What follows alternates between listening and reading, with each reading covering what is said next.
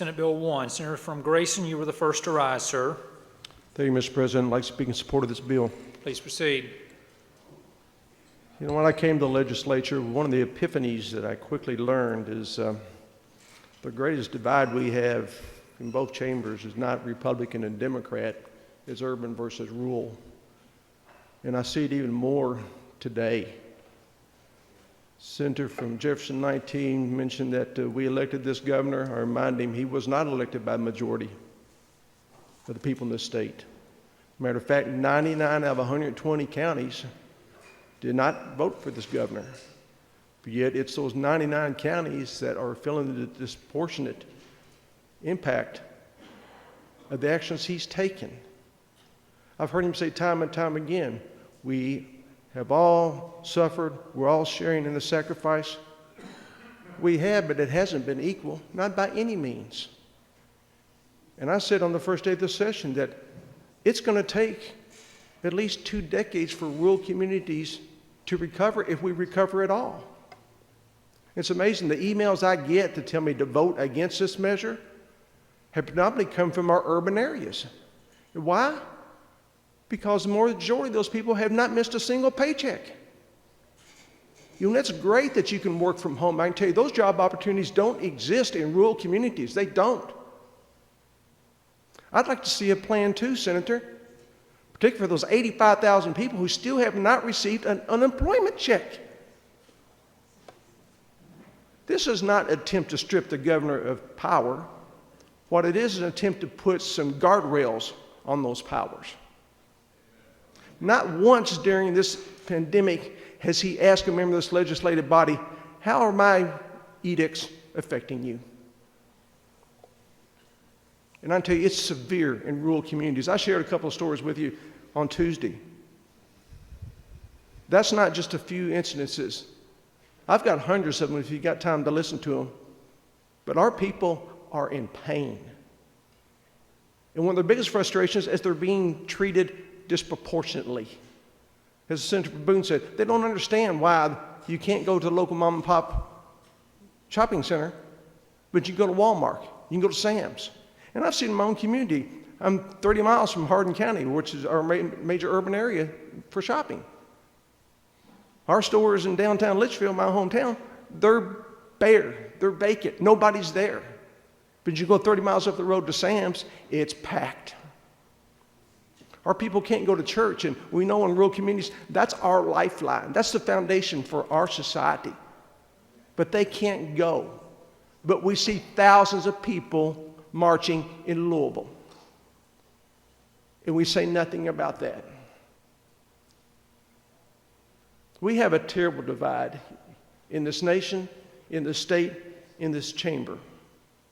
And again, I think if you look at it on a national level, it's predominantly urban versus rural. And why? Because you don't hear us. You don't hear our pain. You don't see our pain.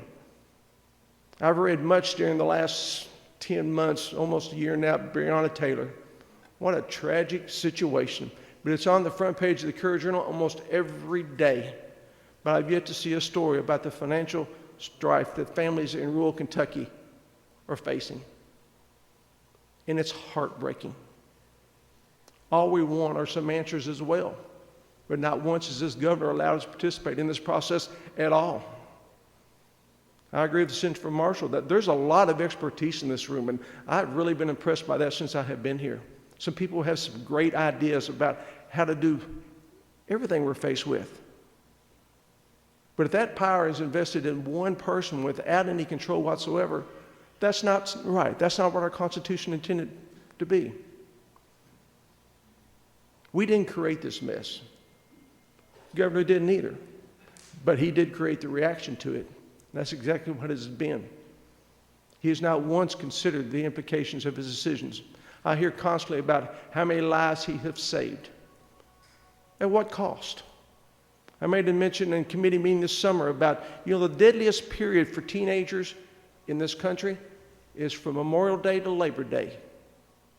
Why? Because teenage drivers get killed during that time period. We know that. Knowing that, isn't it incumbent upon us to say, teenagers, you can't drive from Memorial Day to Labor Day. Think how many lives we would save by doing that. Now, I know your reaction, well, that's being ridiculous, that's being silly. No, it's not. It's the same principle. What price are we willing to pay as a society for this? You know, Benjamin Franklin said that those who would give up essential liberty to purchase a little temporary safety deserve neither liberty nor safety. All we want is a chance to sit at the table and talk about what's going to happen to our state and how it's going to recover. And one thing I'm convinced of, yeah, we will come out of this, but the ones that are going to benefit most from it and recover the quickest, again, the urban areas. Are you going to give us a disproportionate portion of the budget to help our rural communities recover? I doubt it. Never will. But you're right, I don't want to be discussing this today. I wish we had other things to discuss. Because I think the number one priority of both these chambers is getting broadband internet for our entire state. And yet I haven't heard that discussion so far in this chambers. I'm sad that we're having this discussion today. But you know, our state motto is, united we stand, divided we fall. All we want is a chance to be at the table to talk about how this is impacting our communities, the devastation that people are feeling each and every day, and nobody's paying attention.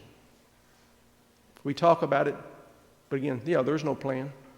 What's the governor's plan? Again, for 85,000 people with no check. And I'm still getting those emails every day. I got 2 today from guys that said, I haven't been paid since March. What do we expect them to do? You think it's a moral victory for them to say, well, we're saving lives? Let him tell that to his children when he can't put food on the table or clothes on their back. Tell that to children who need to be in school that aren't. Again, this is not stripping anybody of anything. All it is putting some guardrails on authority that this person has. And our state was never meant to be ruled by one single person. That's why I encourage you to vote yes for this measure, and we will be a better state for it. Thank you, Mr. President.